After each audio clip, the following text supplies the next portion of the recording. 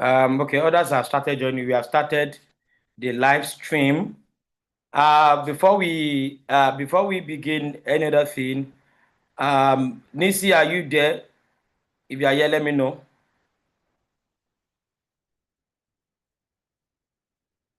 Okay, others have started joining. We have started the live stream. Yes. Before we begin any other thing, Nisi, are you there? Yes, I am. Okay, I'm just sharing the song.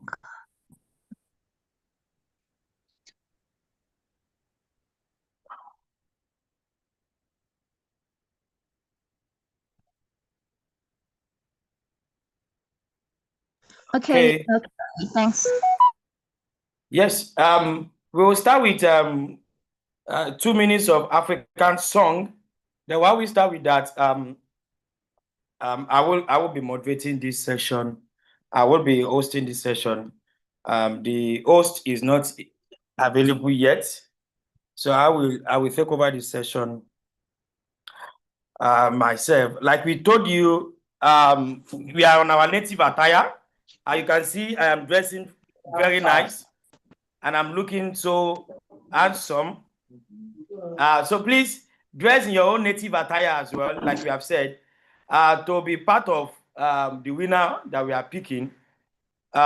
Take a picture of yourself or a video of yourself in that your native attire, and then on this session, take a picture and then send. We'll give you the link to send it to, the number to send it to. We are picking 10 individual winners and 10 schools. 5 schools and 5 individual as winners for this session. Okay. Intando, let's start with the music. Tonight is the opening ceremony, and after the music, we are going to have Dada.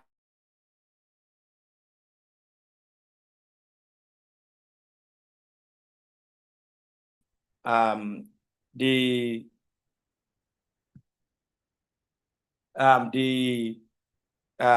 board chair for Emerald Audio Concept and Services, the organizer of the program, will declare the program open. Nisi, let's hear from you.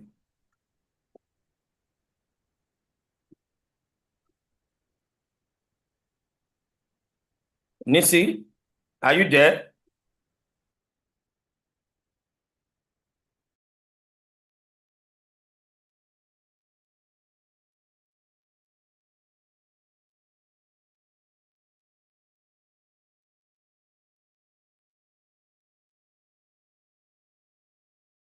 Nisi, are you there?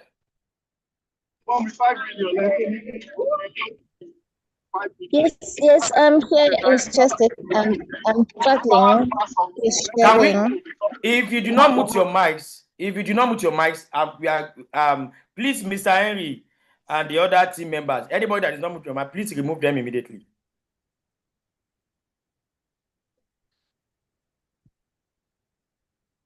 Okay, let's see if it's this one. Okay, it's unfortunately it's saying unsupported. Can I send it to you? No, don't worry. Let's move on. We have to move on because of time.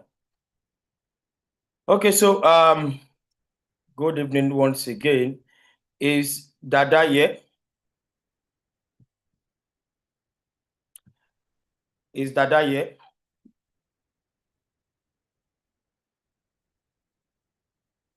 Dada, are you here? Oh, I hope network is not doing everybody bad this evening. Yes, I'm on the call. Can you hear me, sir? Yes, we can hear you. Okay. To start with, we are supposed to have a song. While she will be presenting a spoken word about African education. She's a poet, and then of course a writer from Nigeria. And then immediately after, we will, if we are able to play this song, because we want us to listen to an African song. And if we are not able to, and with the documentary, maybe we'll shift it after so that we don't waste our time. We have been very well to keep to time since morning. Okay, so Dada Faith, can we have you for your? Can we have Alright. you? Thank you, sir. Once again, everyone. My name is Dada Faith Temiloluwa from Nigeria. I'm a registered nurse and a spoken word artist, a poet, and a writer. So I'm going to be presenting a spoken word presently on advancing quality education in Africa. If the foundation is destroyed, what can we do? We rebuild with intentionality, stripping off what no longer works and laying a foundation that is strong enough to support the future we keep talking about. Africans across the globe are doing extraordinary things. They are shifting global narratives, they are raising standards, influencing culture, and even making new innovations. The question is, how do they do this? The answer lies in something simple yet powerful. That is a solid educational foundation. Not just schooling, but education that sharpens the mind and fuels possibilities. We agree that knowledge is power. But how do we gain knowledge without access to education? Even when schools exist, do they educate or do they simply instruct? Are we creating positive thinkers or mere exam writers? Every time we hear the slang, school na scam. But is it really the school that is the scam or the system behind it? If we are to restructure our schools, education can become a perfect synergy of street sense and strategy. You see, every child deserves an education, not just registration or instruction. Education is not just classroom and curriculum. It is creativity, it is innovation, collaboration, and the courage for each child to think differently. We must teach children to find their own voices and not just to find answers to exam questions. Children thrive in places that support their dreams and challenge them to think beyond their limits. To our parents, it is important to teach your child a skill, but sound education adds identity and branding to that skill. Take Vicky James, for example. Her talent in fashion stands out globally, not just because of her creativity, but because of her branding, all thanks to a deep foundation of learning. To our teachers, please remember, every child cannot become Wole Soyinka. If you see one that is drawn to sports or another one to science, please encourage them to find their own voice. You must remember that the most beautiful garden is the one with different flowers.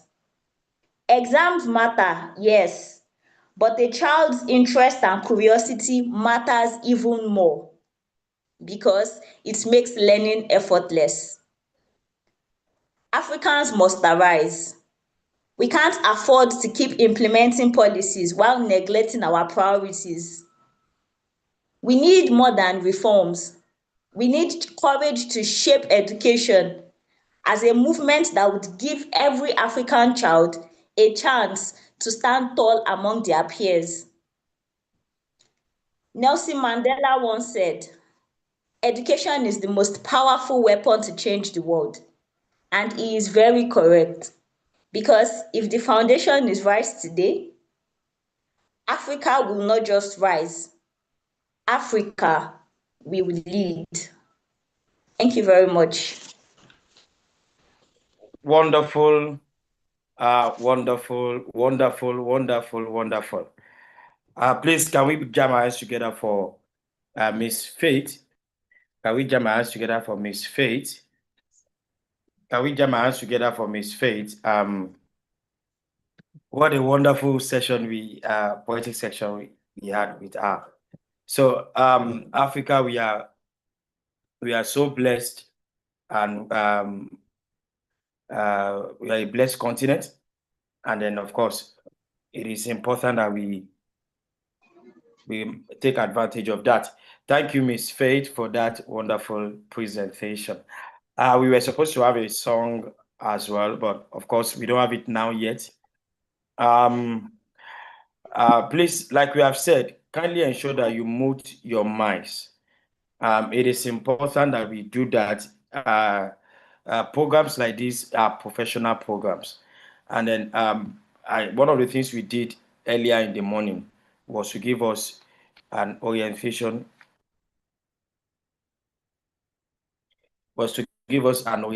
about all of these things. So please, I want to encourage us, let's do well to mute our mics. Now, without much further ado, because of limited time, we are going to be shedding some things. I want to confirm if Dr. Sajeev MS is here. If Dr. Sajeev MS is here. Dr. Sajeev, are you here? Is Dr. Sajeev, are you here?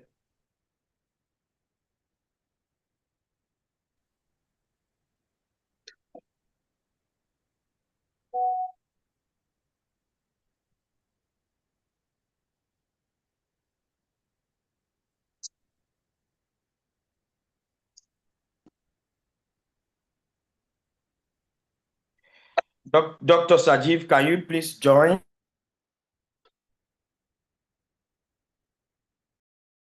Tonight is very serious. The network is really affecting everybody. What is happening tonight? As at this time in the morning, every place is full. People have been joining YouTube. I guess it's still the network. That's one of the disadvantage of. However, we will still give time for Dr. Sajeev is supposed to declare this program open. If you are here, Dr. Sajeev, please let me know. He has to declare the program open first before we are able to bring in the guest speaker. May I also confirm from Grace if Professor Fred is around now?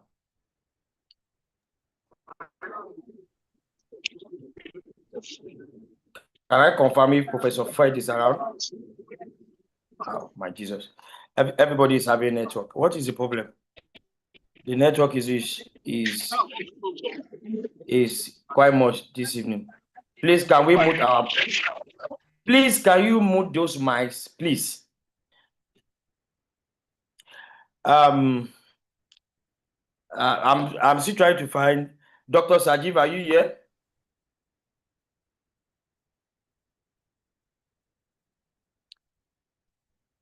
Oh, wow. This is the network is terrible this evening. Grace, are you here? Confirm if Professor Fred is here.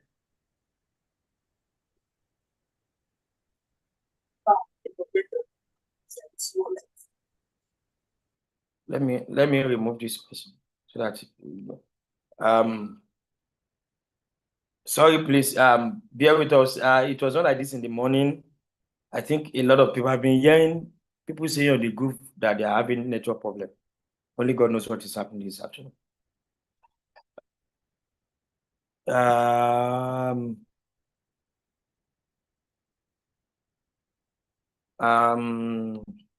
Oh, okay. While we prepare for that, I think Mr. Etek, I will ask you to unmute so that you can just introduce us to Etek, so that we can use that one to we can listen to the Etek Interactive Board.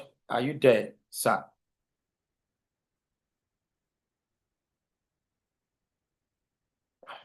EdTech Interactive Board, are you there? So we can start with you just to introduce EdTech Interactive Board to us. Are you there? Wow. The network is really an issue tonight. Wow. Okay. Please confirm if Professor Fred is here. We have to just move on.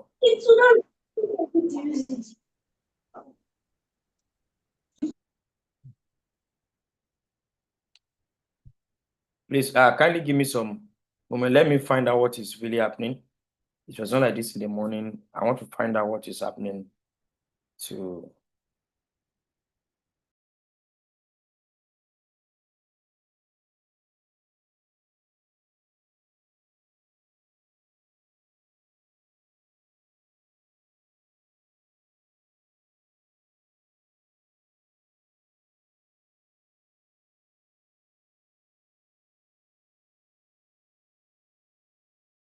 Television not on.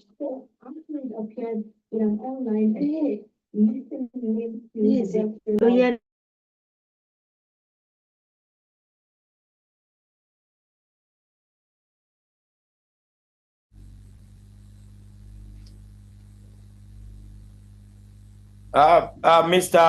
Mr. Henry, anybody that what's it called, just remove the person immediately.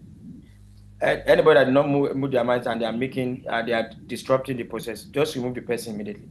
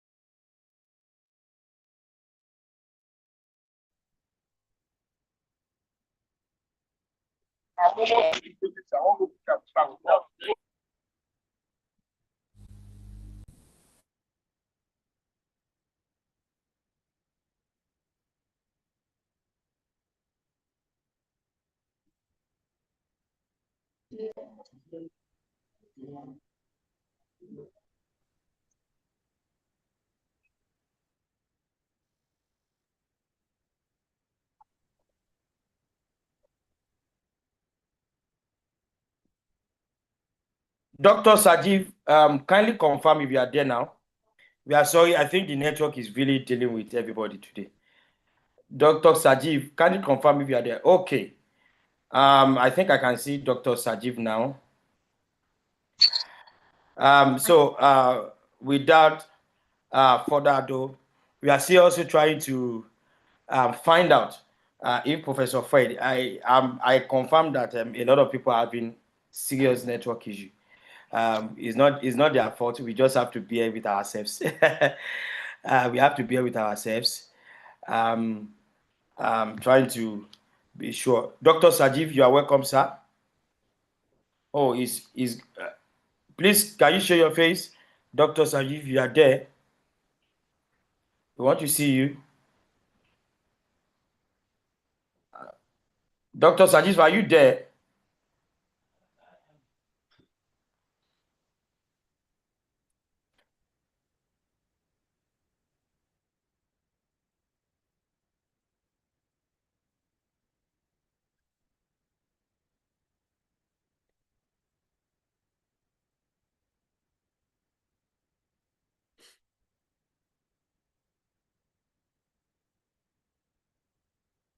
I think he has a technical problem with his microphone.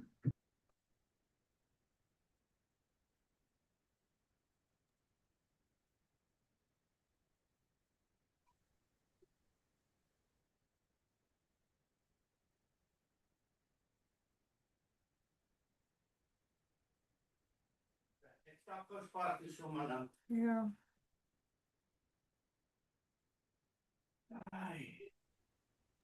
We have a lot of people having a lot of technical issues, a lot. I don't know. Do we have Mr. Fury here? Dr. Sajiv, are you there now? Ja, als jy by die werk, ek is Ja, sy het my gesê. hy het nog net kinders gedoen. Ja, want ek het probeer bel, Hendrik, hulle was op die dak. Rikus het nou vir my gesê. Ja. Dr. Sajiv, are you there now? He said he's there, but we can't pick him. He's having an issue. Wow, interesting. Mr. Fury, are you there? We have to. Sorry, we are sorry that this is happening. I don't know. Almost everybody is having network problem at the same time. It's quite disturbing.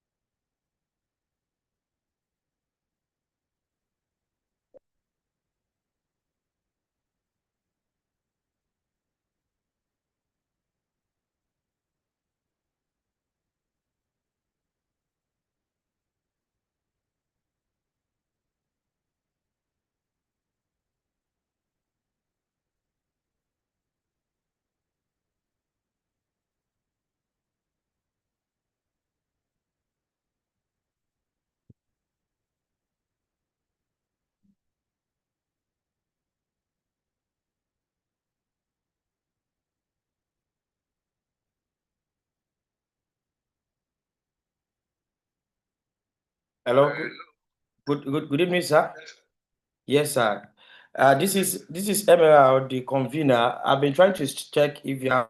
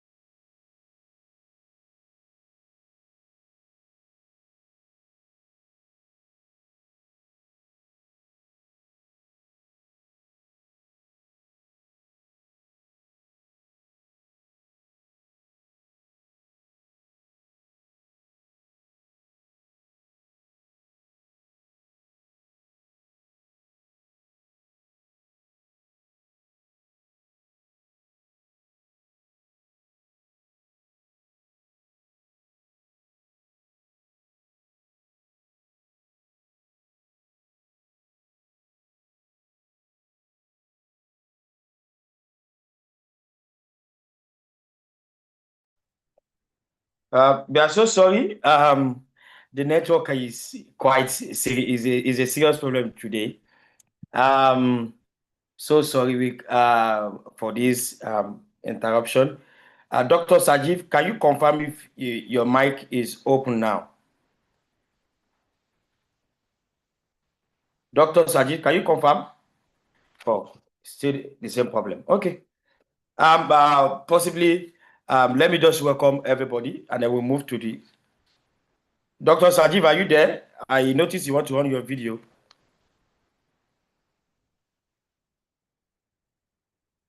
Yes, you are muted. You can move on.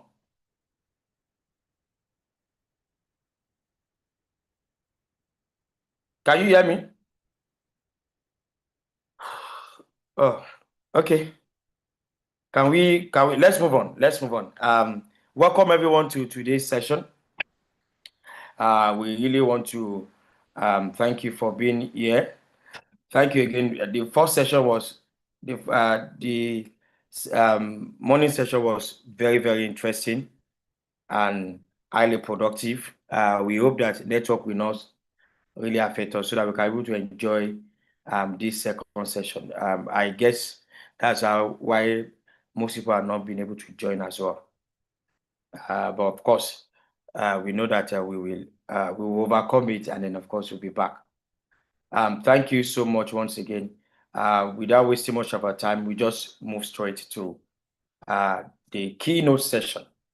We'll move straight to the keynote session, and the keynote session will be delivered by Professor Fred Mark Banguluri.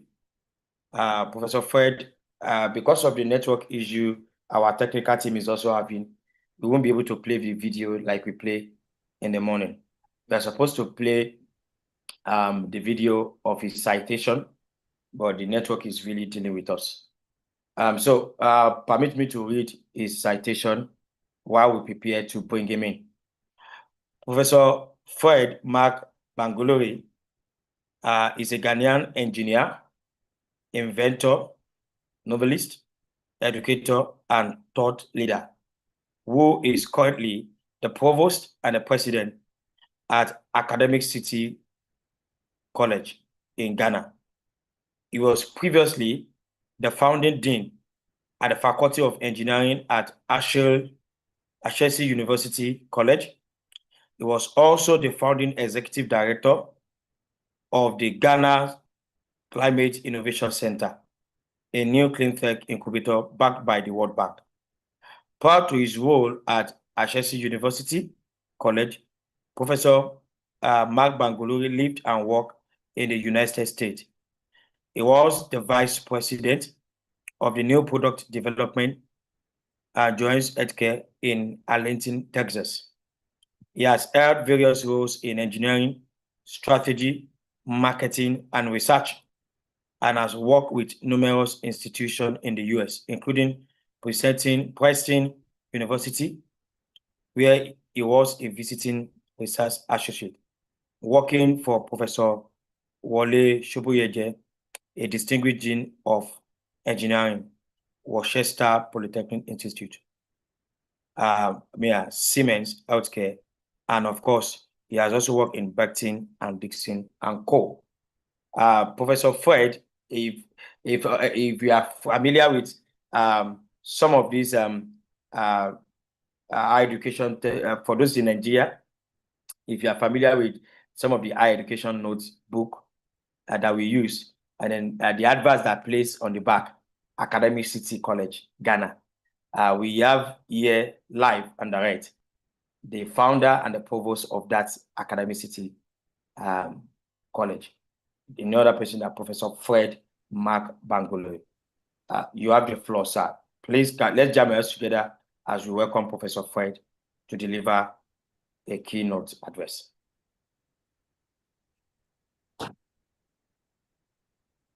Can we continue to jam our hands together? Prof, you have the floor, sir.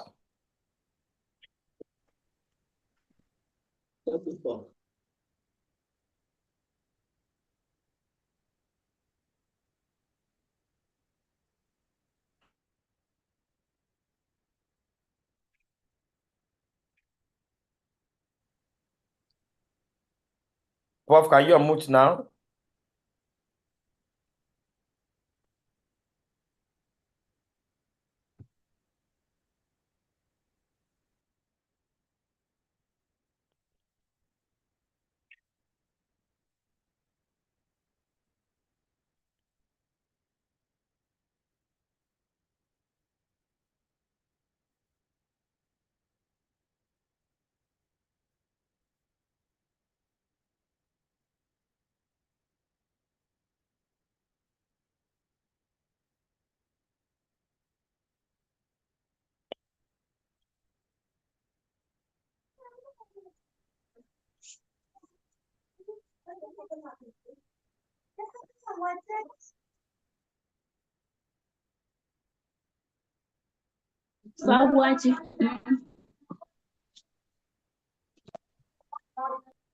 Prof, you can unmute yourself now. I think he's here.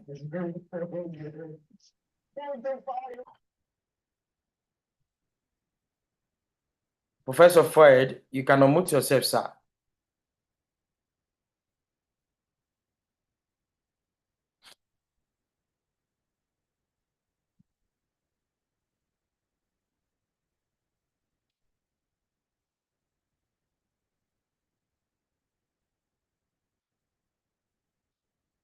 Hello, Prof. Can you hear us?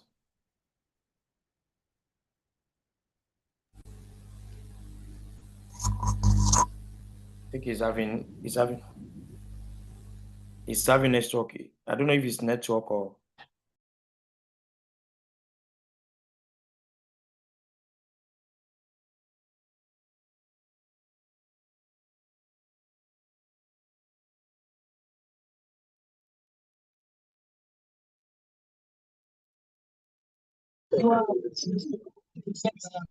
Yes, comrade.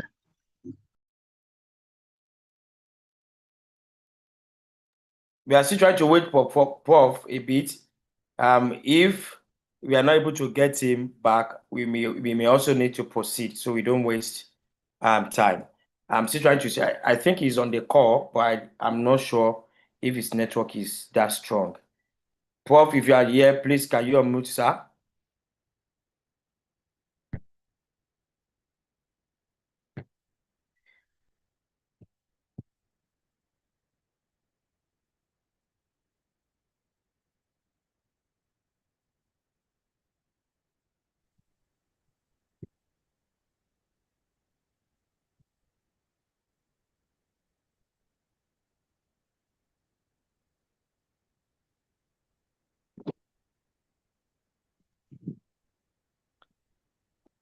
Sir, you have the floor. You can begin your presentation, sir.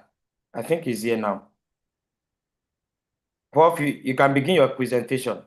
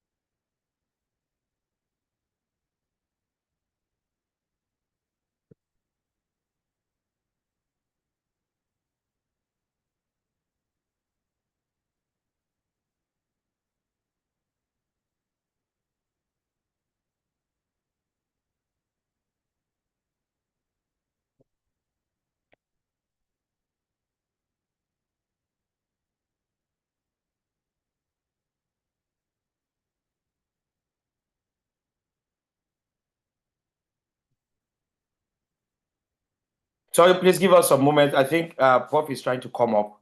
He's having network issue, and I think he's trying to come up. He will come up very soon now. Prof, can you say hi so that we can help you fix whatever it needs to be fixed? Can you just say hi, sir? I think once we are able to get him with we'll stabilize. Yes, you can move. We can move on, sir. Sir, you can move on.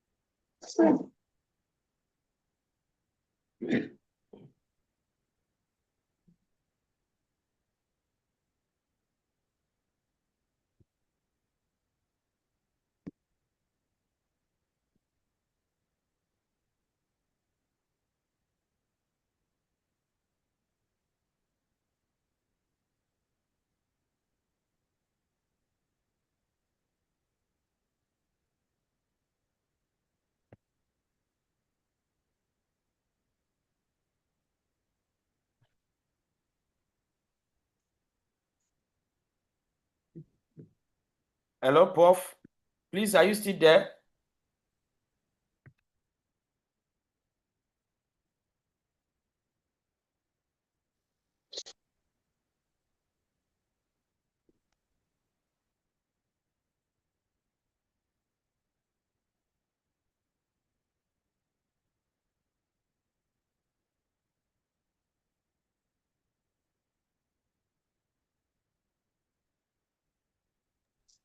Hello, Odu. I don't know if you can hear me. He's awaiting to be able to share his screen.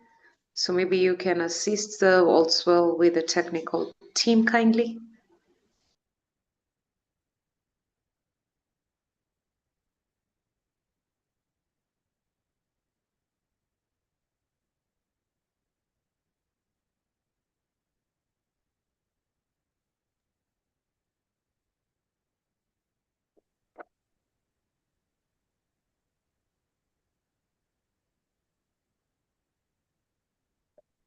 Yes, the slide have been shared now. The slide is up now. You can start.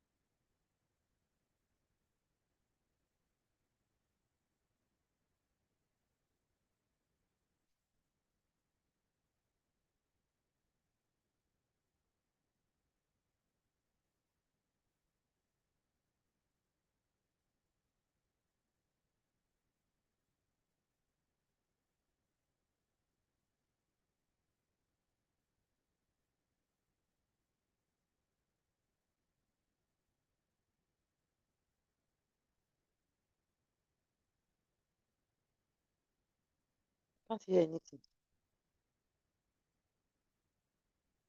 Yes, so sorry, Prof. I've been trying to speak, but I guess again network. He has been trying to speak, but we can't hear him as well.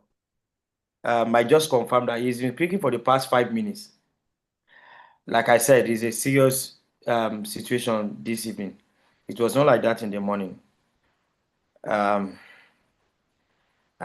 have to just find a way of navigating this. True.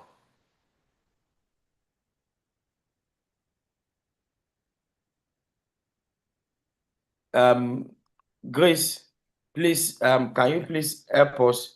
Maybe Prof, if Prof can hear me, maybe he can leave and join again. Maybe that one can help. While we are doing that, we just had to wait for him. I also want to confirm if the panelists are here. Maybe while we plan that maybe while we are trying to sort the a network issue of our Prof out. Maybe we can start. And then when it's fully ready, we can come back to it. Prof, can you hear us now?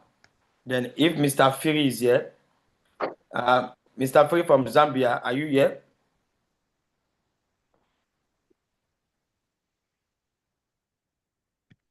Mr. Firi from Zambia, are you here? Today is serious. So. Good evening. Okay, good. Okay, I will still call on you now. So please stay awake. I know Dr. Tajuddin Odufeso is here. Dr. Tajuddin is here. Yes, I'm here. I'm fully ready. Thank you, sir. Do we have Mrs. Jane from Malawi? Are you here? Let me. So I want to. Okay. Although the network is also not good, I think we have a major network issue this evening. It's quite interesting. And I think it's across the board. Do we have Dr. Patricia Gonde? Are you here from Zimbabwe? I'm here. Can you hear? Dr. Patricia, can we hear you? Are you here? Oh. Then Mrs. Aisha Jeridi, are you here? So we can confirm as well. Professor Eric, are you here?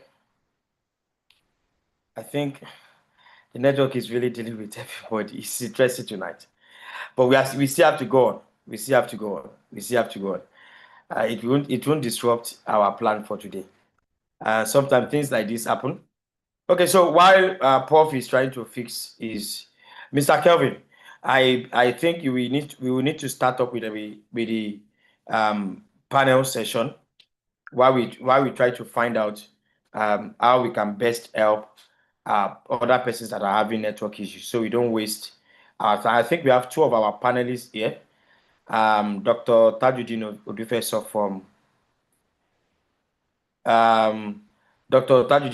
from Nigeria, and then we have Mrs. Jane Chekesheke from Malawi. I think we have both of them here. So, Mr. Kelvin, can you please on your video and then unmute yourself? Let's go to the panel session. Maybe before we are done with the panel session, the keynote can come in. Mr. Kelvin, can you take over from here now?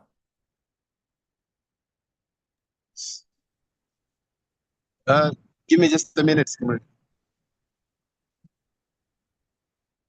What do you say? I can't hear you.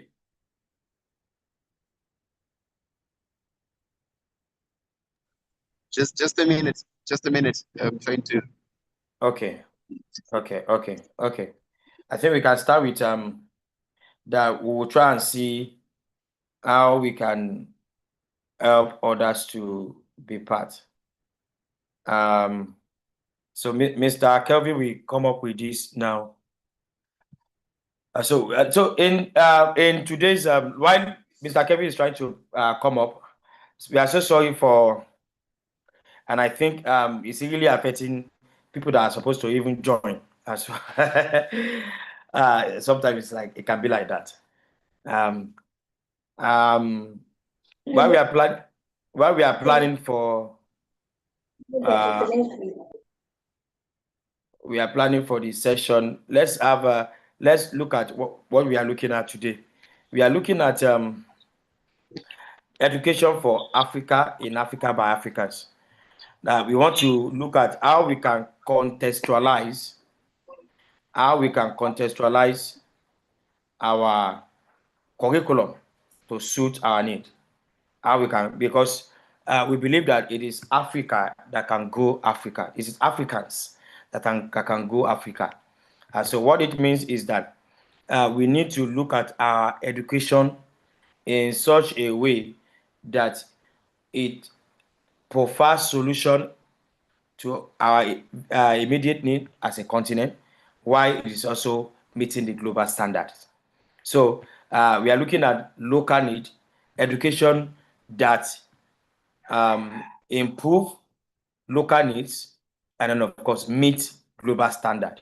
Education that improve local needs and meet global standard. So that's what the panel session is going to look at today. The panel session is going to look at today. Mr. Kelvin, are you ready, please? I'm trying to wait for you so we can start.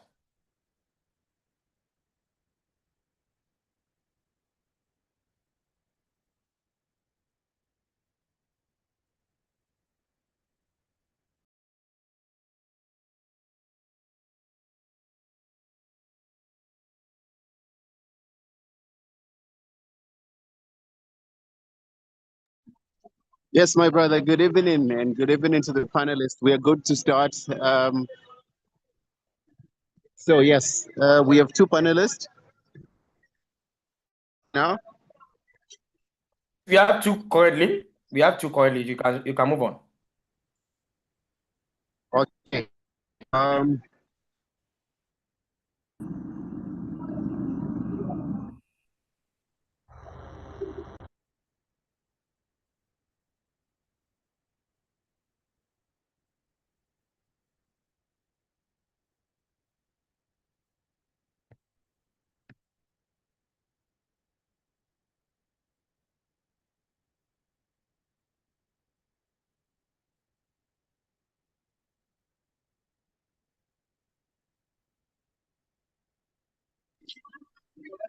Okay. I was trying to pack somewhere, but okay.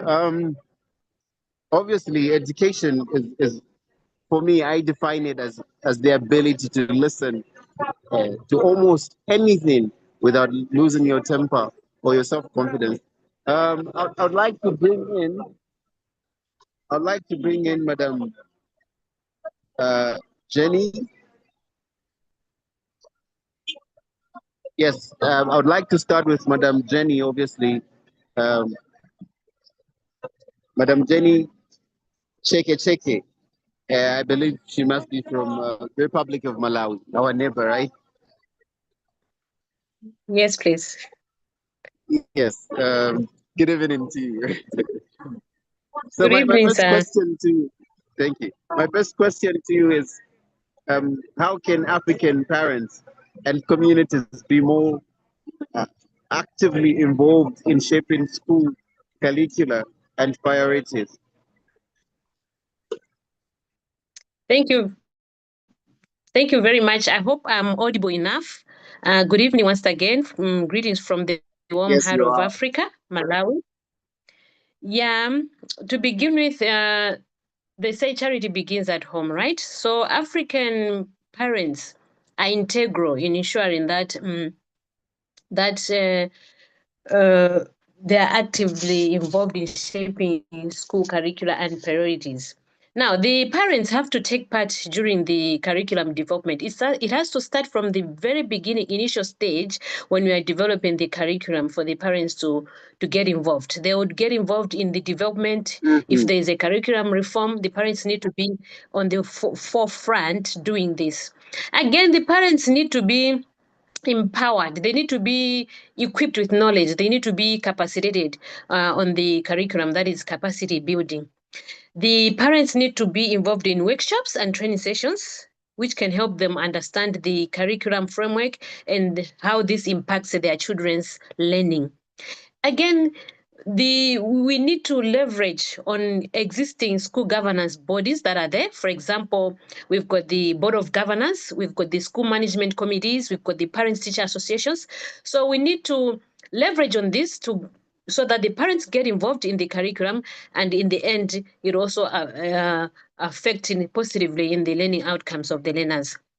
We need to ensure that we are integrating local knowledge and culture.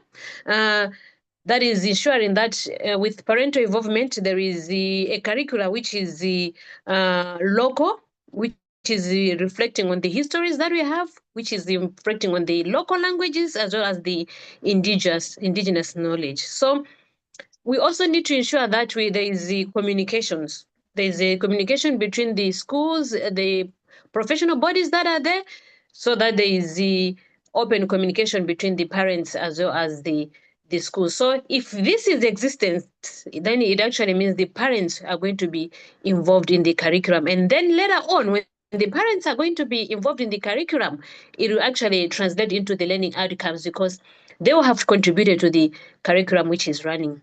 Thank you very much. Great submission, by the way. But it's for a fact that I must state that Malawi and Zambia, we almost share the same education dynamics.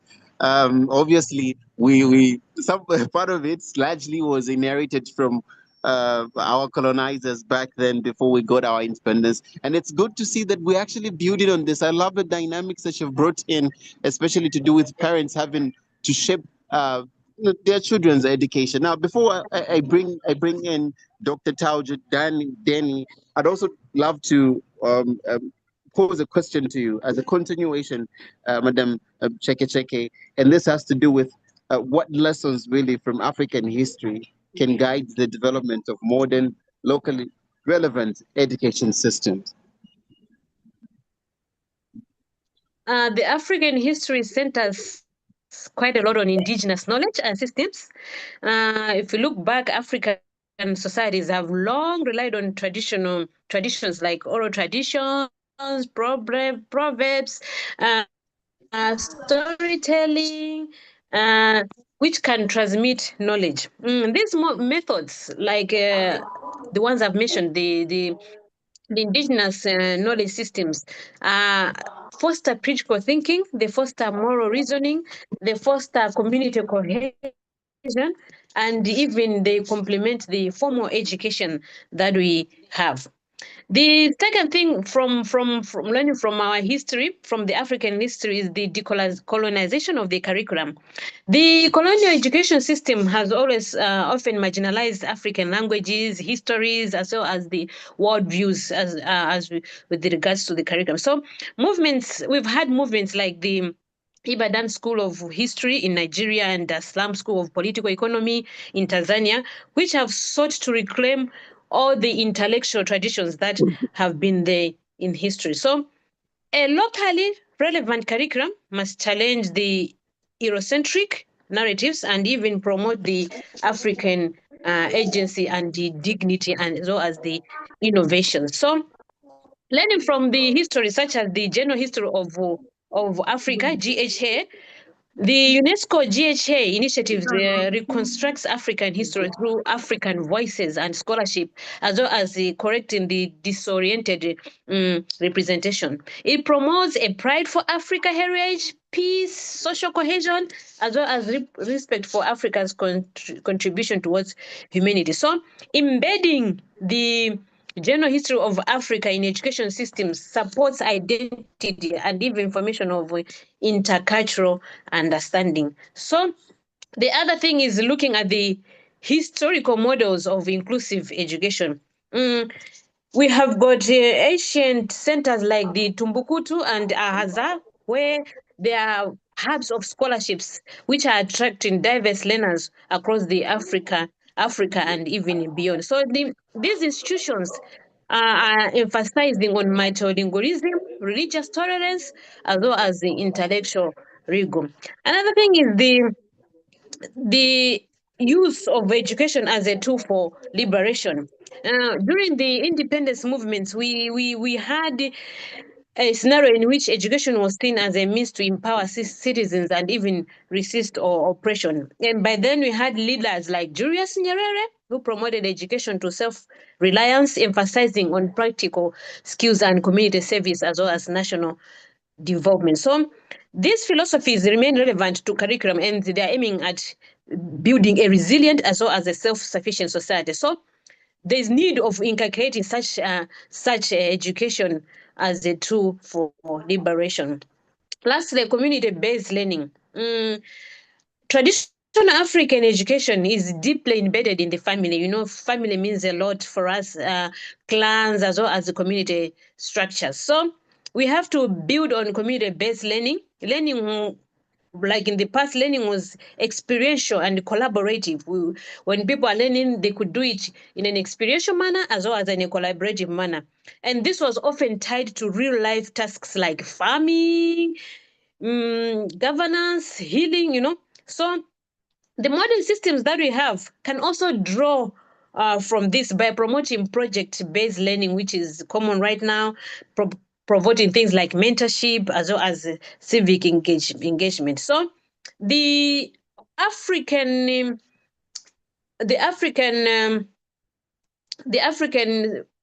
continent cannot run away from our history. We have to learn what has happened in the history and then like fuse together history and what is happening in the modern world. Thank you.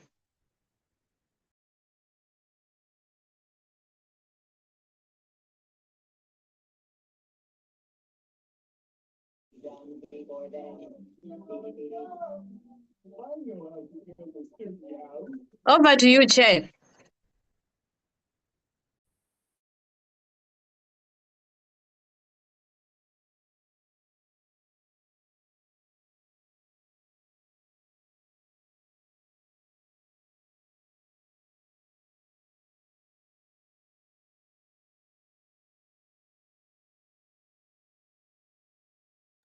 Mr. Kelvin, you are muted.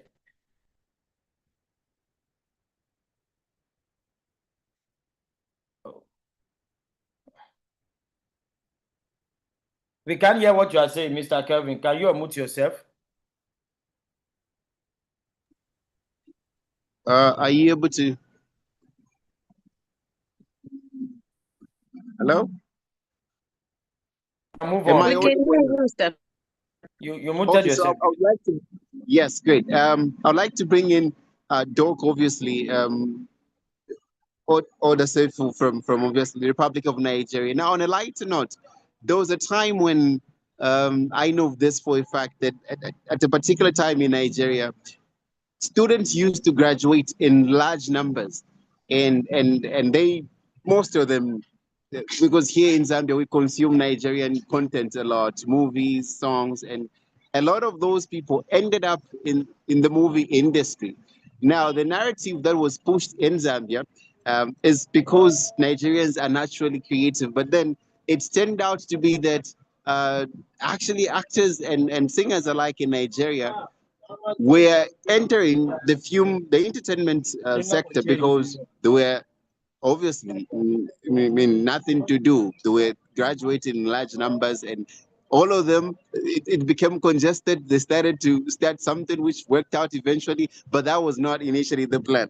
So you could see how if Africans obviously leverage on their own potential and education, which is indigenous, they can cultivate on it and obviously bring forward tangible result like Nigeria as obviously shown the rest of Africa. Would you highlight how the education sector in Nigeria is?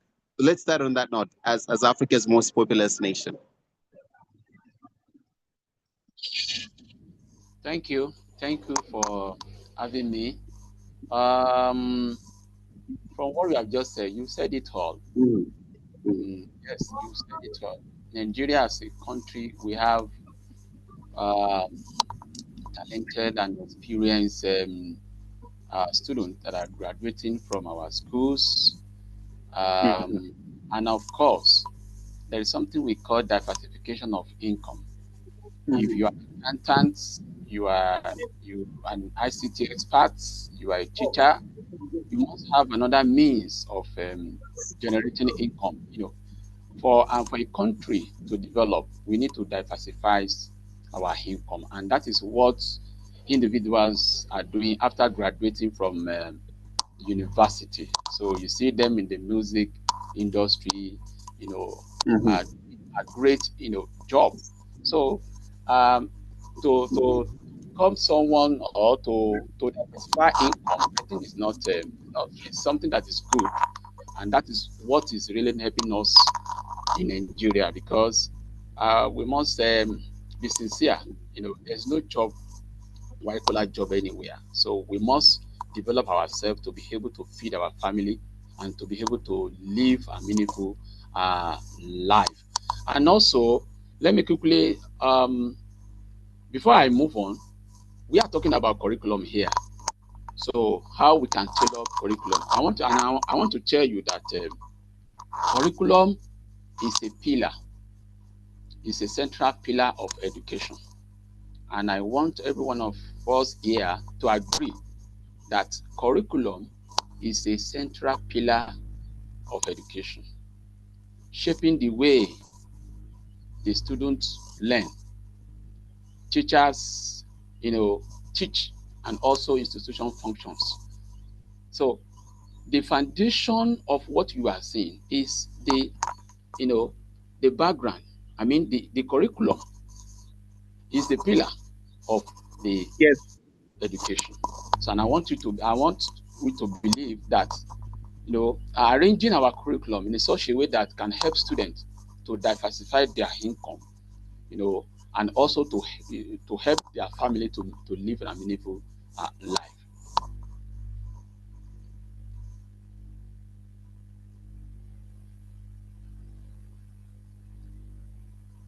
Hello? Hello? Hello? Mr. Kelvin, Mr. Kelvin?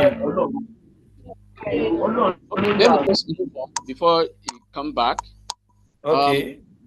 Tailoring the curriculum in Nigeria and other African countries at large to suit our needs, means making education more. We must make our education more relevant. Yes, I got you. I got you. Okay. Yes. So thank you for that submission, Dr. Odu Feso. But now also let's touch on something which is I would like to mention a very sensitive issue. What steps can be taken to make education more inclusive for marginalized groups such as girls and children with disability in African context? And like I said, it's a very sensitive issue because in the past we've seen girls being kidnapped from schools across Nigeria. So how then can we ensure that, in as much as we try to make, I know that's a different issue because it's issues of political insurgency here and there, but generally there's beliefs that, for instance, girls are not meant to go to school; they're supposed to be in the kitchen. It's across African culture. But how then can we make education more inclusive for marginalized groups such as girls and children, and with people living with disability or differently abled people, if I have to use that term? Thank you very much. Please, can you allow me to share my screen? Yes, please. Yes, please. Share. Yes, you are not a co-host. You can share. Okay. You can share your screen. Yes. Okay.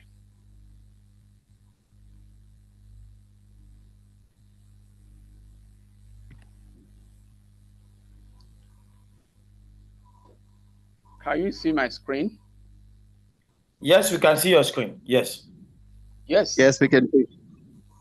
Like I've said, that curriculum is the pillar of education. If we want to make a great impact to African country, curriculum is the pillar of our education.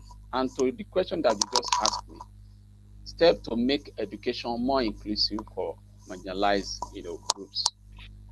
Government need to play a lot of role in that regards. Policymakers, policy and governance that will include every child, everybody, both male and female, disabled. So government need to make policy that will help this everyone in the country. And also curriculum and pedagogy. Now I've said that earlier that the curriculum is the pillar of education, and curriculum teach our students where to go, and also it encourage educator to teach effectively in the classroom, even beyond the classroom. So we need to, channel the curriculum and the way we engage our students. I mean, the pedagogy that we engage our students, and of course, pedagogy has to determine, the age of the student, and also accessibility and infrastructure must be available. Students in all corners, in all institutions, must have access to education, and also infrastructure that will boost our, teaching and learning, and also that will helps in our education to move forward. And another way that our education can be more inclusive in Africa, especially in Nigeria, like what you just said, is engaging the teacher training. Regular training of teachers on different way of teaching, on teaching methodology, way of assessments. Of course, we must see classroom as incubator of research. A 21st century teacher must see classroom as incubator of a research. So we are not just going to the class to teach, but to observe, everything that's occurring in the classroom, so as to solve problems of our students. And also the financial and social support is another one to make our education in African country, especially Nigeria, more inclusive for marginalized groups. Then we also have community and family engagement to be able to make our education more inclusive. We need to carry everybody along in the community, the family in the engagement for better understanding. And also, finally, we need to have a monitoring and accountability. Track the enrollment of the student in the school, the retention, the performance, and the marginalized groups, and also to get feedback from the system. Thank you.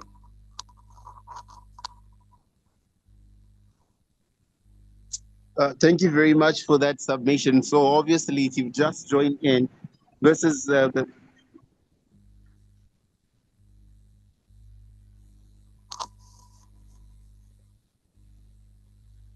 Yes, Doc. Thank you for that submission. So if you've just joined in, this is the School Summit Africa 2025, and this is a panel discussion, obviously focusing on education, African education for African, by African. At this point, allow me to bring back, I think, yes, my colleague from Malawi, Jenny. So my next question to you, obviously, as a continuation from where we had earlier.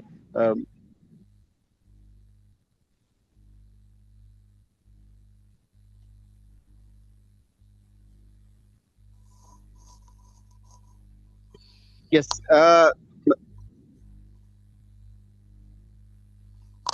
Madam Jenny, are you still on board?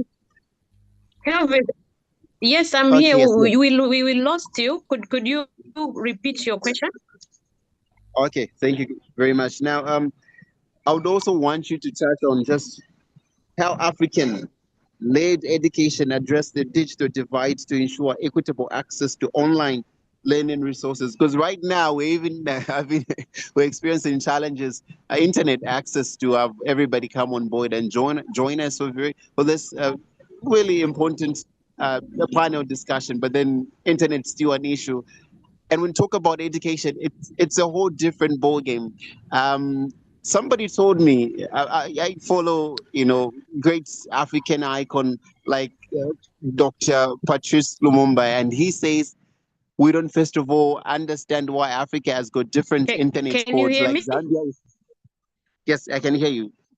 I don't know for instance, if it's Kelvin or it's me. are you able to hear?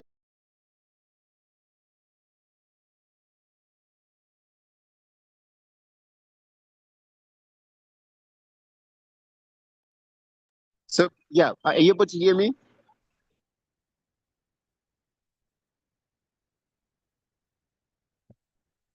Mrs. Jane, can you hear him?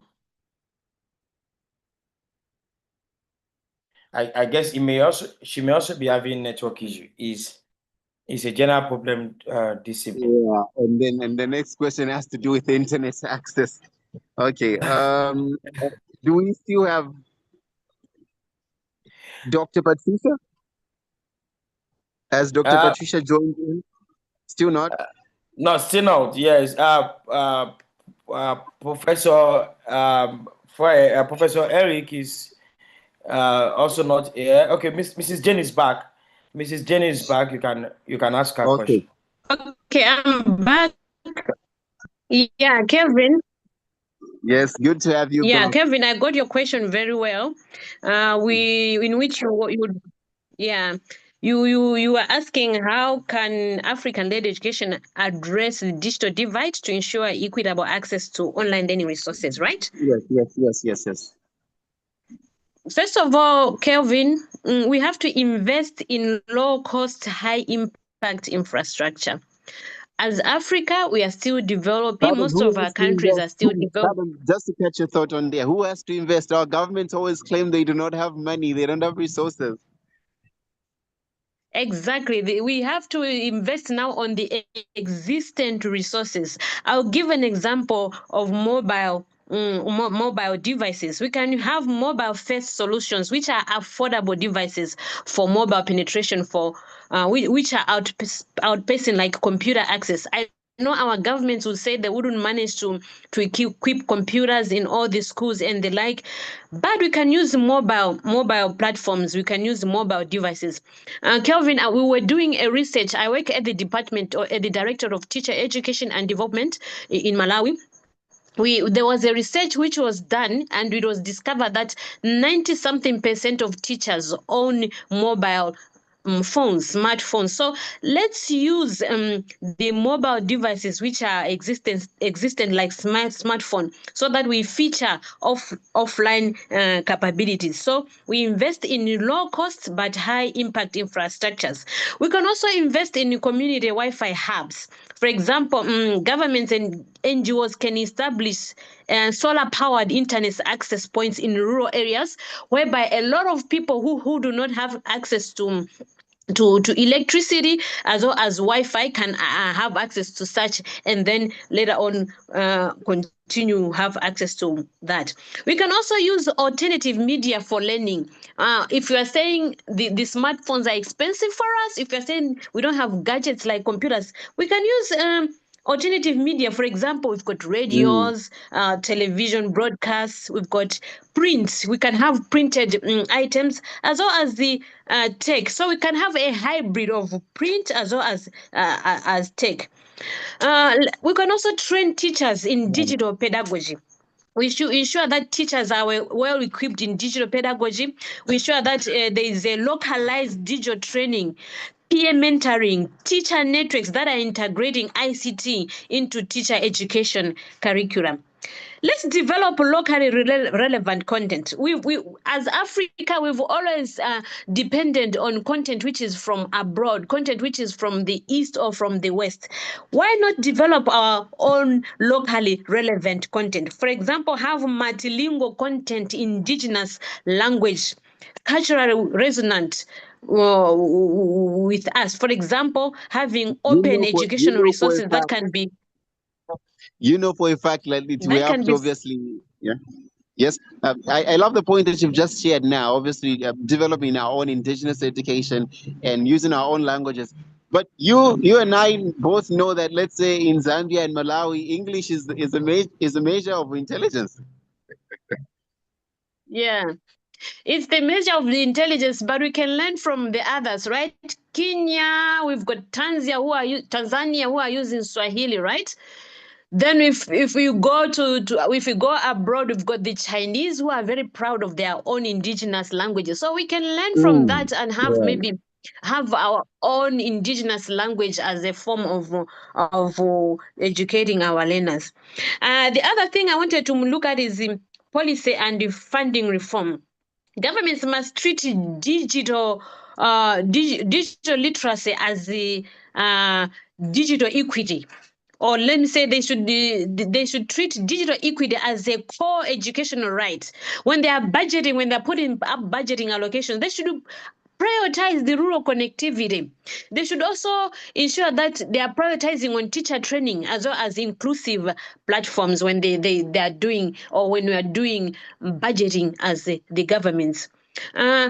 We could have regional bodies like the African Unions, which can also coordinate. African Union can coordinate cross-border initiatives and share best practices. If Kenya is doing very well in digital platforms, if Nigeria is doing well, we can learn from each other through the AU and have this being practiced now in our own countries. And possibly I could end up being in Nigeria, learning on how we are doing well in terms of the digital platforms.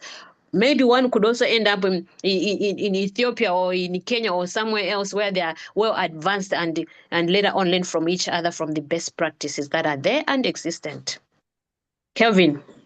Yes, a great submission that you've just given. And so, by the way, if you've joined us right now, I know because we still have participants joining in. It's so unfortunate that we couldn't have all the panelists on board. So I'll have to rephrase some of the questions that were meant for other panelists to the ones that I have on. However, I love the fact that Miss Jane has tackled as interlinked answers to even questions that I did not ask. So I'd just love to bring back Doc Odu Feso, and if you could tackle just the question on what are the key challenges in training and retaining high quality African teachers, and how can they be how can they be addressed? Because we've noticed that some of our highly qualified professionals leave Africa, to seek for greener pastures, either in Western countries, or in Asia.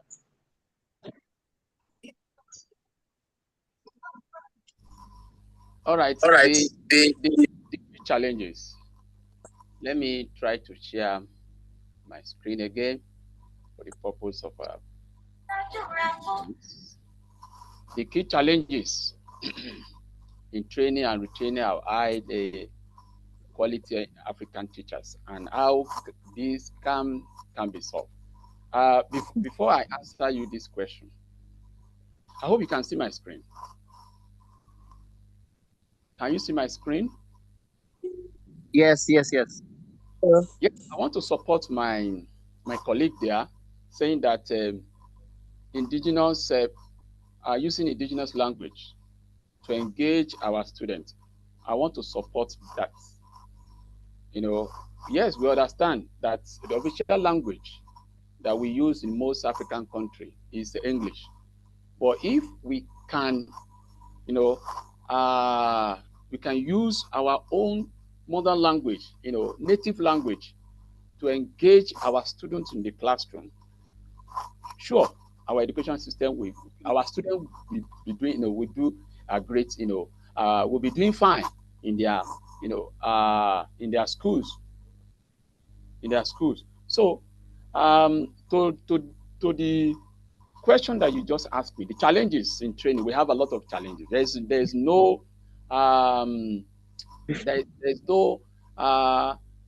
something that does not have challenges. We have a lot of problems affecting all sectors.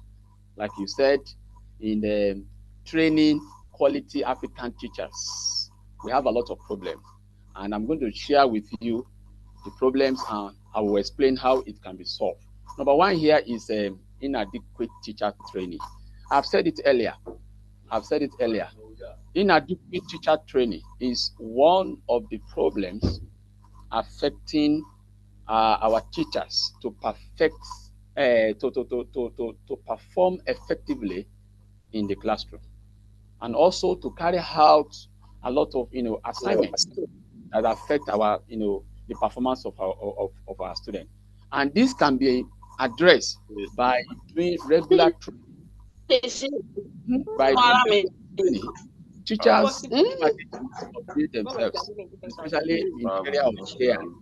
We must upgrade ourselves and leave that traditional methods of teaching and key into 21st century methods of imparting knowledge in the classroom.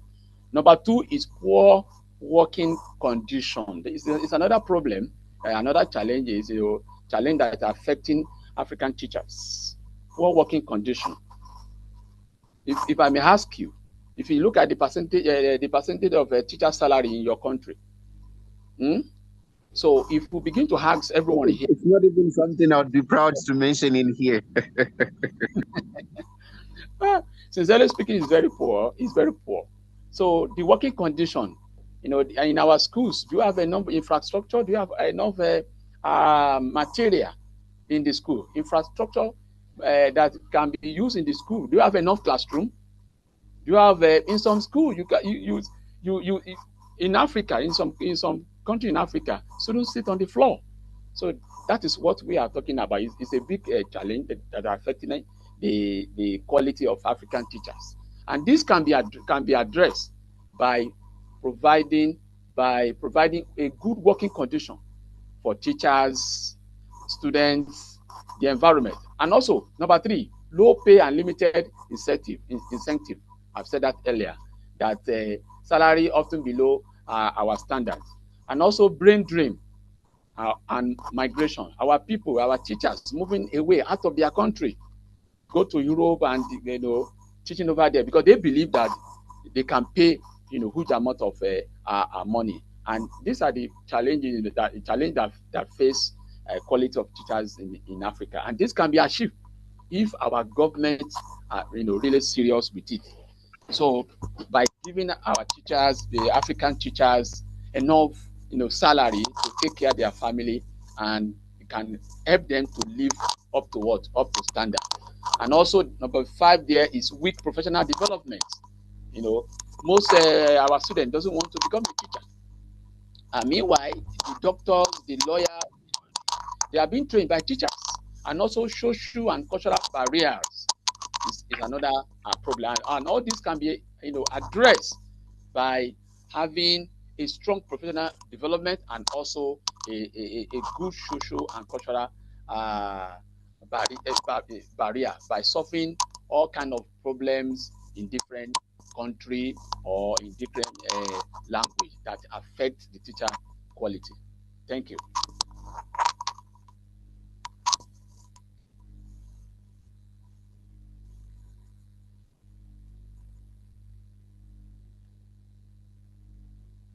Hello?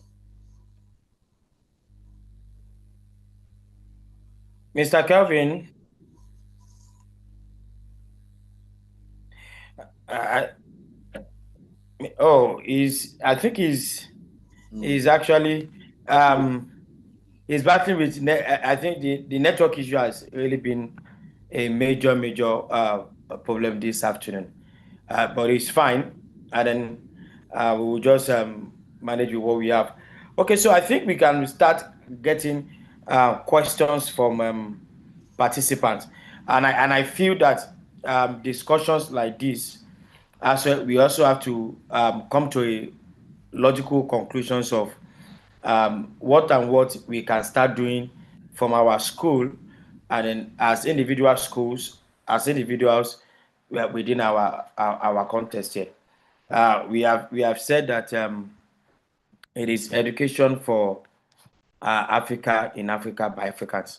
Now, what we have said is that part of the major problems in education that has led to rote memorization is because most of these students do not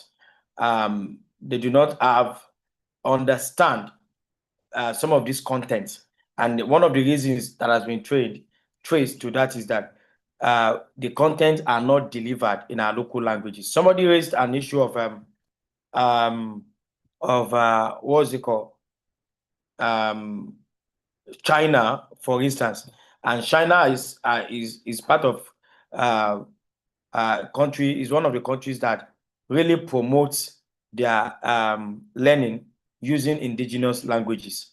And there was a research carried out by there was a research carried out by a professor at Obafemi Awolowo University in in Nigeria some times ago.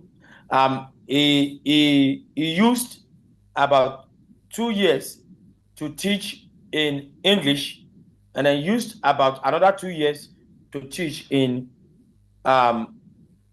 local language, which is Yoruba. He found out that the student he taught using our local language performed better than the student he taught using English. Now, the research clearly states that, or clearly shows that when we use local language to promote learning, is more sustainable, more profitable, and of course, the learning outcome is likely to increase more. Now, does that mean that we should throw away English or any other words? Because in Africa, we have majorly English, French as a major language that is outside Africa, which are most of our official languages. Now, does that mean that we are not going to globalize learning? No. The conclusion we must be looking here, and that's why we're having this discussion, is that we must begin to look at how do we balance local language with quote and unquote and our official language, so that we are able to balance, we are able to prepare students locally for locally. Don't forget, what we have been discussing, what we have been looking at is that we want to prepare students to meet local needs and, of course, reach global standard. So local needs and global standards. So I usually term it a glocal from the word global, and car means from local. So I call it a global perspective. So the African education system must begin to look at a global perspective, where we are solving local needs and meeting global standard. So the question is, let me throw you to Mrs. Jane. Mrs. Jane, are you here? Or I can also throw you to the house. How do we, of course, we still allow people to make questions and contributions. The question I wanted to ask Mrs. Jane, or anybody that wants to answer, is that how do we balance this thing such that our curriculum is meeting local needs, and again is also up to a global standard? I think we can throw it open now. While we plan to, of course, it's time for general discussion. I think Mr. Fury is having a network issue as well. So if you want to contribute. Yes, come on. Oh, okay. Oh, yeah. So yes, I got what Doctor was saying. And before you pose a nice question, by the way, to Madam Jenny. And so Doc was complaining about low payments. I'm challenging Doc that if it goes to Malawi, Zambia and Malawi will use the same currency, but there, as always, there's a number of zeros, a lot of zeros. So he would enjoy payments in Malawi on a lighter note. But yes, I just also would like to thank Doc in absentia. I think he has left this board meeting. And yeah, Madam Jenny, as well, as you answer that question also. Also appreciation to you for obviously joining us on this very important meeting. And I hope after this we can engage. I would love to host an interview. You can join in via Zoom. Obviously, my colleague will help schedule up that.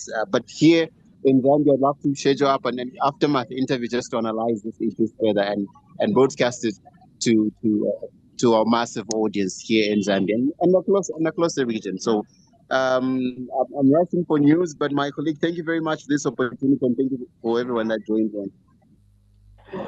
Okay, thank you so much, Mr. Kelvin. Actually, Mr. Kelvin is a reporter at Astro TV in Zambia. And then, of course, he has Astro TV in Zambia has promised to report this particular session in their news. It will be part of their news. They will package it, and then some of the speakers will also be invited to feature in that interview. So we'll get across to that. This summit will go live on Astro TV very soon. Now, let me go back to Mrs. Jane. I want to just complete so that we are ending because of the constraint that we have. We have decided that by in the next 20 minutes we are going to bring this session to a halt because a lot of people are experiencing internet connectivity, and then the best thing is that we just bring it to a halt. So whatever we cannot cover today in tomorrow's session, we just add to it. Hopefully, the network will be better tomorrow. Mrs. Jane, are you still there? Well, but while we prepare to do that, can we just have 2, 3, 4 persons asking questions? Let's just throw further questions, and then of course let's put our thoughts in, and then while we plan to end the session for today. If you have questions or contributions to what we have said so far, you can please raise up your hand. Questions or contribution, so we can get from there. Sorry, may you repeat? Okay, Mrs. Jane, are you back now? Are you there?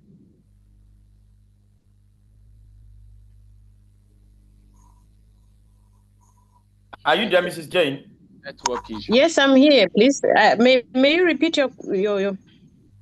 Okay, so what I was trying to say is that there is I was making an analogy of a professor that carried out a research, and I said that we understand that local languages are important in learning. If you want to deliver quality education with quality learning outcome, local languages are important. But at the same time, our learners must compete favorably with their counterparts across the globe. So how do we balance education that supports or that improves local needs, and again still match up with global standard?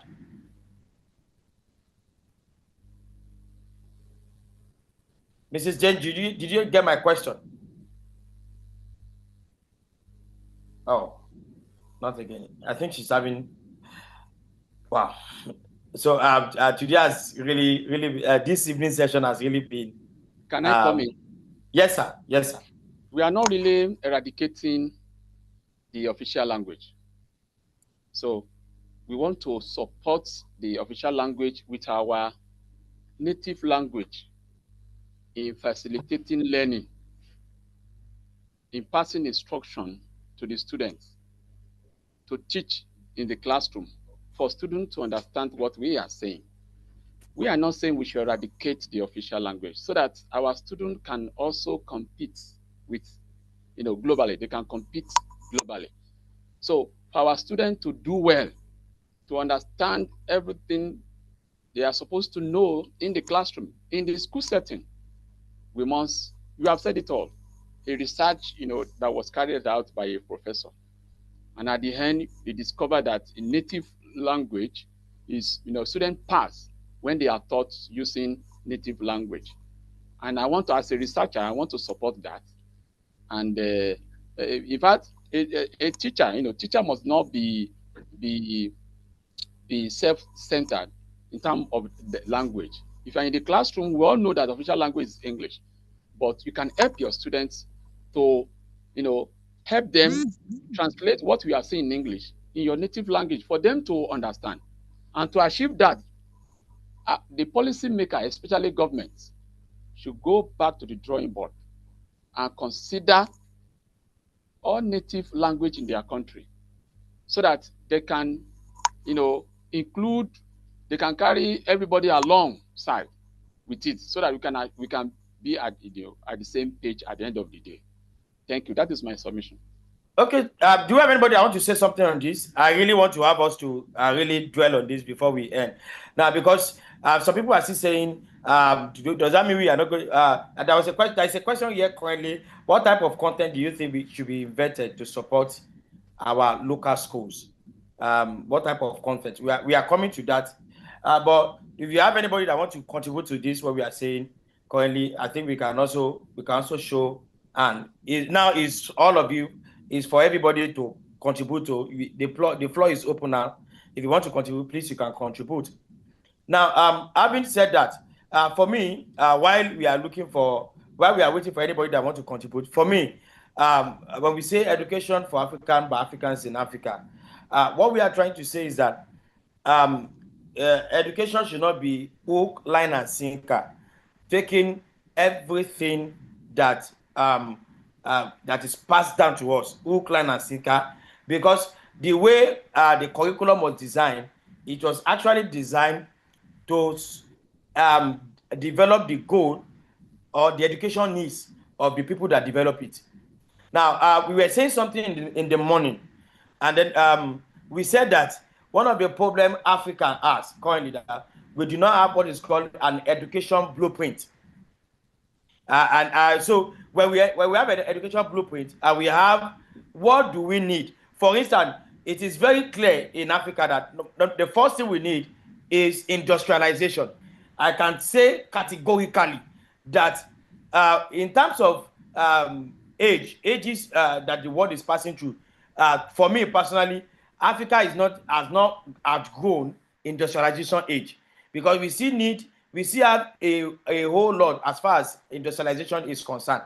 Again, in terms of what we need locally to help us develop and become better, we know that we still have a long way to go in that area as well. So because of the peculiarity of the situation we find ourselves, we have electricity problem, we have water problem, we have industrialization problem, and so on, the economic problem.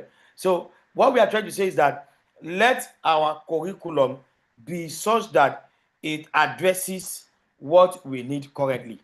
And then one of the problems against that, we understand that there is unemployment. So our curriculum must be such that it is not only encouraging people to study and pass exams, it is also encouraging them to be innovative and say, okay, with what I have learned here, how can I become an entrepreneur?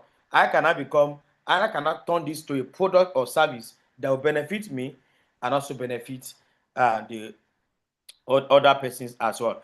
So that's what we are saying. So before I continue, let's engage. I think the best thing is for us to engage. I will encourage us to really engage.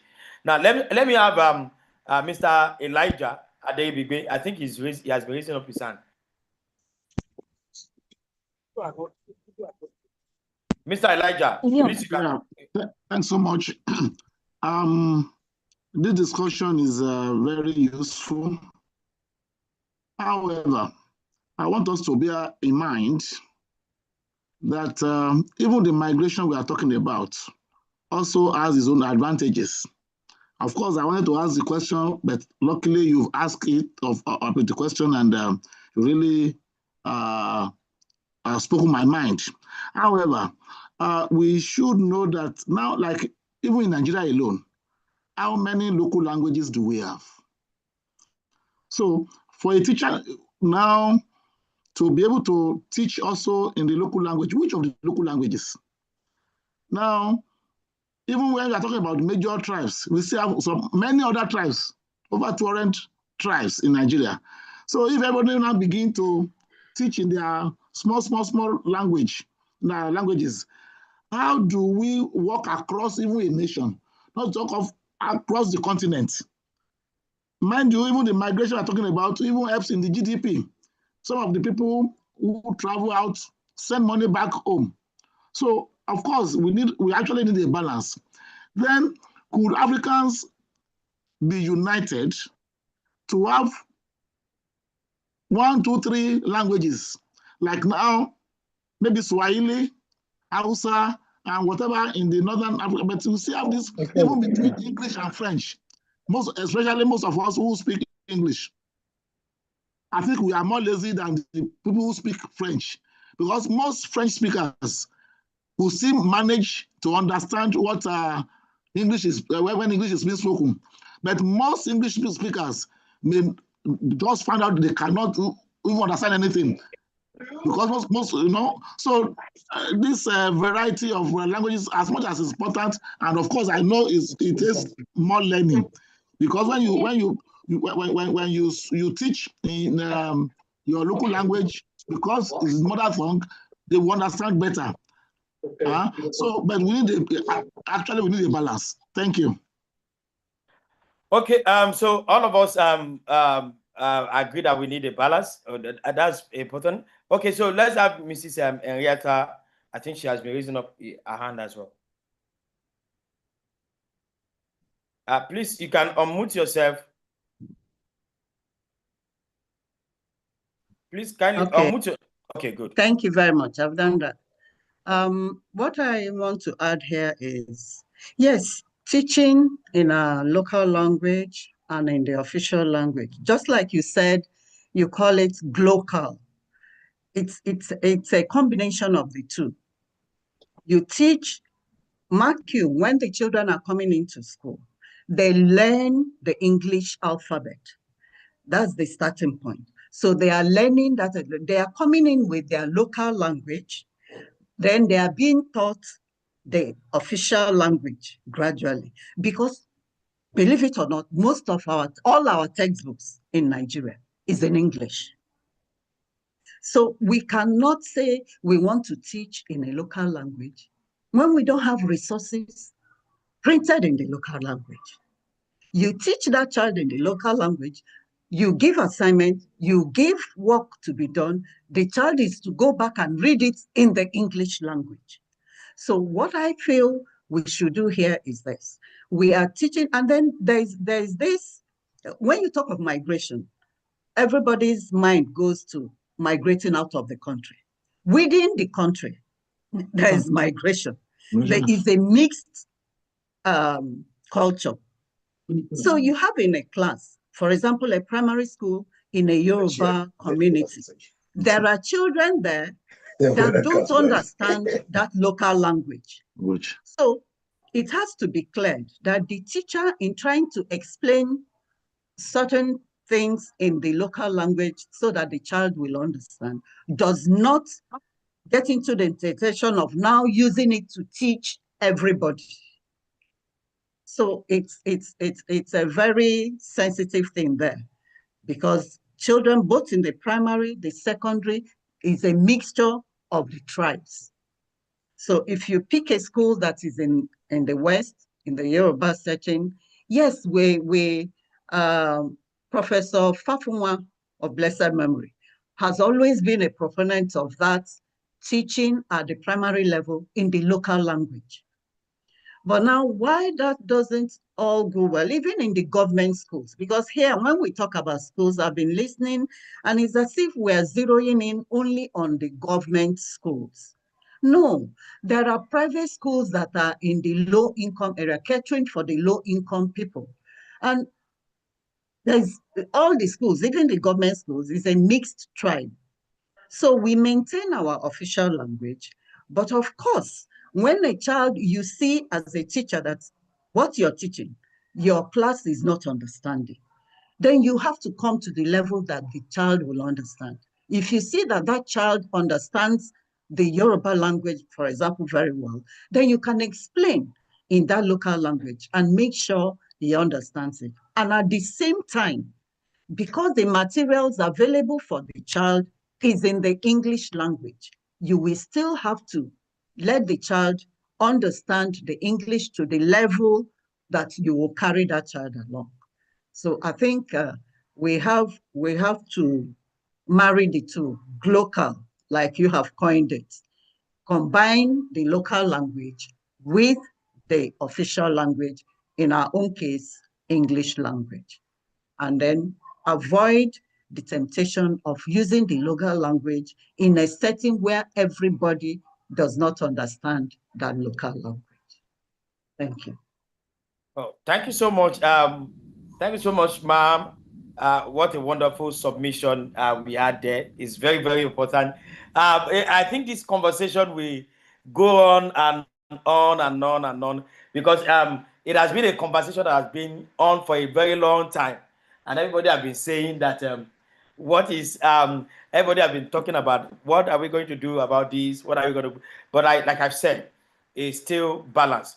And then somebody raised an important issue that I also note. During the dialogue series, we actually talk about exchange programs. Again, we said one of the ways by which we can make education for African by Africans is to have exchange programs. Exchange program in the sense that is one of the things we also still need to introduce, one of the new innovations we need to still introduce into the African setting, such that like Mrs. Babajide was saying the other time, migration does not have to only do with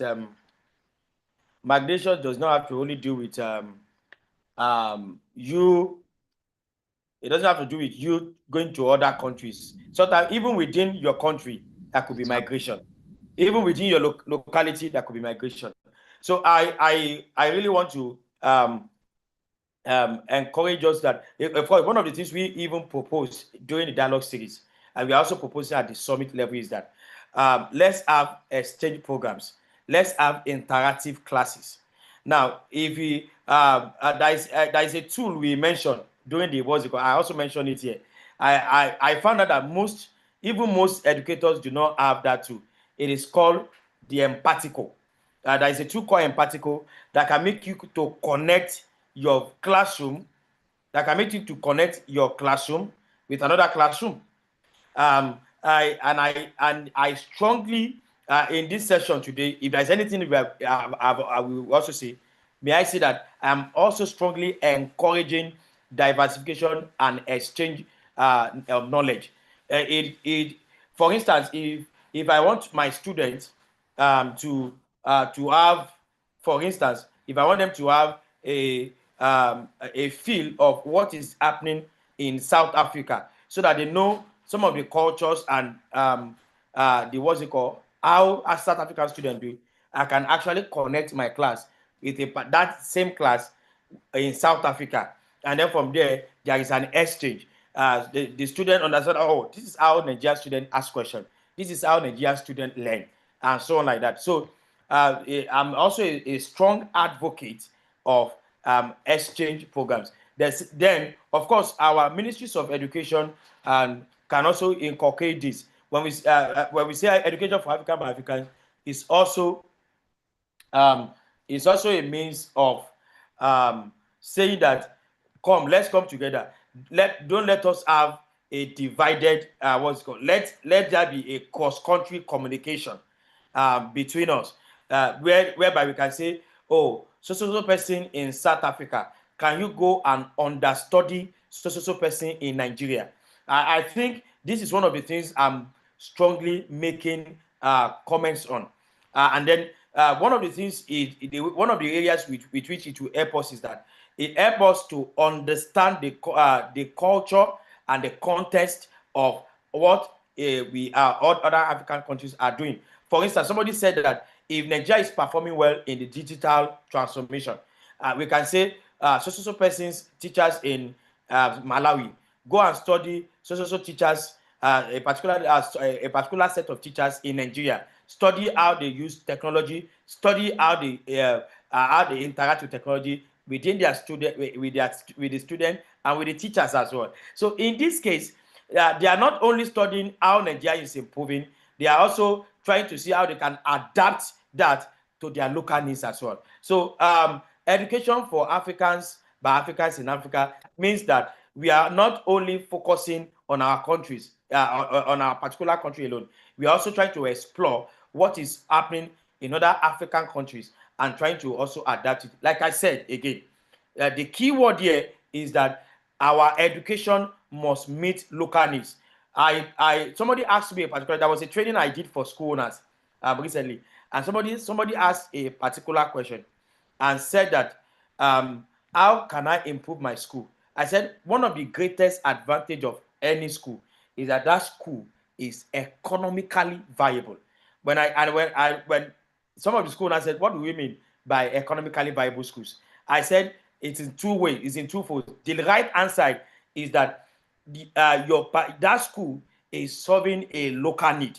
So whether you are a public school, a private school, or a secondary school, or even a university, your school is there not only to improve the student of life, which is the primary, but it's also meant to contribute to the immediate community that you are. So as a school, you begin to look at what is not here.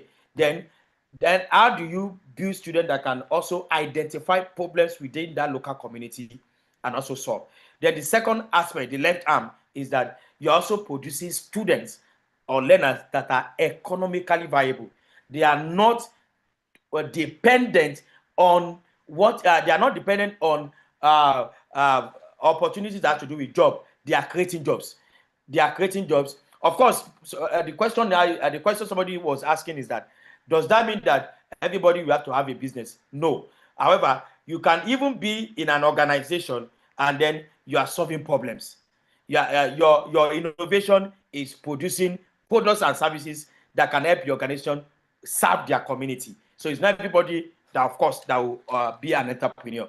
But what we are trying to say, in essence, is that the education, what we are preaching this afternoon, that from now, we all have to sit at the drawing board again and say the kind of education or learning that is coming out in our school must be such that is able to prepare our learners to see themselves as problem solvers, to be able to identify problems and again fix it. And of course, we also, as a school, we are solving the problems of our immediate community. In fact, there was a question I posed then that as a school, what singular problem have you solved in your community? And then the question was that, am I supposed to be looking at the community instead of my school? And I said, that's why we are getting it wrong. Schooling or education is not only dealing with textbook exams and the like. It's dealing with what we know. How can we translate it to solving whatever problems in our environment? So generally, our focus today has been on the fact that education must be in two ways: local and, of course, must meet global standard. So I think we have been able to dwell a lot on this very well. So I want to we won't be able to exceed more than this. We are sorry that a lot of our speakers have network issue. I think it was general this evening, but we were able to still pull off. Again, Professor Fred was not able to deliver. Dr. Owonke was not able to deliver as well. And some of the panelists did not, also were not able to make it due to the network challenges as well.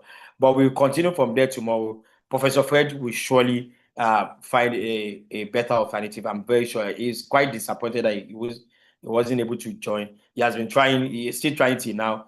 I just had to tell him that we will make do with what we have currently so that he doesn't feel bad.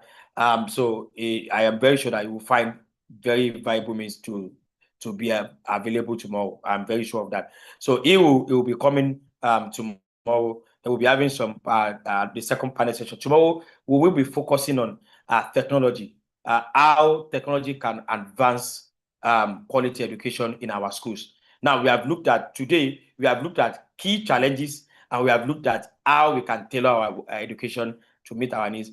But now in tomorrow's sessions, it's going to be focusing majorly on technology. And in tomorrow's sessions, the morning session starts by 11 Nigerian time, and then we are going to be having Professor Fred will join in. Like we said, we are going to have panel session. We are going to have Dr. Gyoko Maina, we will also be doing workshop session. Dr. I'm very sure that he will be doing more of a breakout session. He loves breakout session because he loves to get feedbacks. It's going to be highly engaging. And then in the evening, we are going to have the former Minister for Education in Ghana, Dr. Yor Adutum Osei. He will be delivering keynote session in the evening.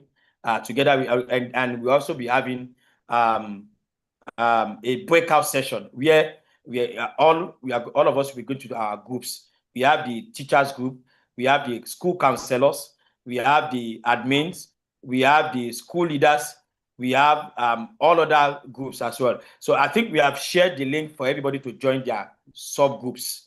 Please, if you have not joined, it will be shared again tomorrow. Please. It will be shared. It will be shared on our platforms. if you are a school owner, you join the school owners group so that when the breakout session starts, you just go straight to your school owner. We are going to be having 1 hour straight deep teaching in our various units. And then at the end of the breakout session, we are going to be having feedbacks. Some of the things we have learned as school owners, and we are going to implement. And then, of course, we are going to make it like a competition. The best group will win a prize as well. The best group will win a prize. So get ready in your breakout session room. If the teachers win, we give them their prize. We announce that the teachers are the winners for this Summit Africa. So, and I'm very sure the school owners will not want the teachers to win them. So please, tomorrow's session is going to be promising as well.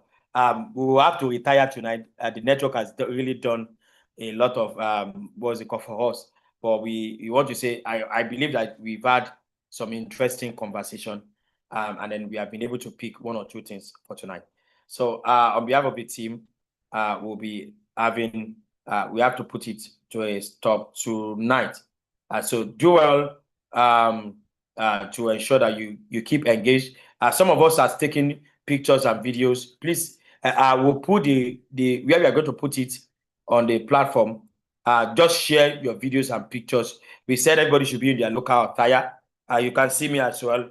This is I'm a Yoruba person from Nigeria. I'm putting on my local attire. Tomorrow's session, we have to put in on a corporate. If we are working on a corporate, and then of course, if you have your school wear, maybe your brother's school wear, just to showcase your school tomorrow, you can put it on. That's our dress code for tomorrow. And again, we still repeat it. Take a very cool picture or video of yourself and send. We are picking winners at the end of the sessions. And then on Saturday, we are going to be having the physical session, the physical program, and it will be happening live at the Covenant University, Ogun State, Nigeria. Of course, people that are not in Nigeria, you have to join live on Zoom and then on YouTube and our Facebook. What's it called? So of course, will give us detail tomorrow. For those that are coming to Covenant, get ready. We are set. Covenant is set. Covenant is set. Is a nice auditorium, nice facility. Of course, there'll be exhibitions. There'll be awards. There will be what do you call it? There'll be a tour around the campus and a whole lot of things at the Covenant University. We are planning that by the grace of God, next year we'll announce next year dates now, so that people that will be traveling. Nigeria will still host. Nigeria will still host next year by the grace of God. Of course, we have already picked for the next 5 years. By 2027, South Africa will be hosting 2027 edition, and Kenya will be hosting 2028 edition. Ghana will be hosting 2029 edition, and then 2030 comes back to Nigeria. So from there, we'll be announcing for 5 years. So Ghana, South Africa 2027, we'll set up the committee during this summit as well. So like I said, we are not only coming here to learn, we are coming here as a summit to enjoy and of course come together for education. Thank you so much for joining again. We will see you tomorrow, and bye-bye for now. Bye-bye, everyone.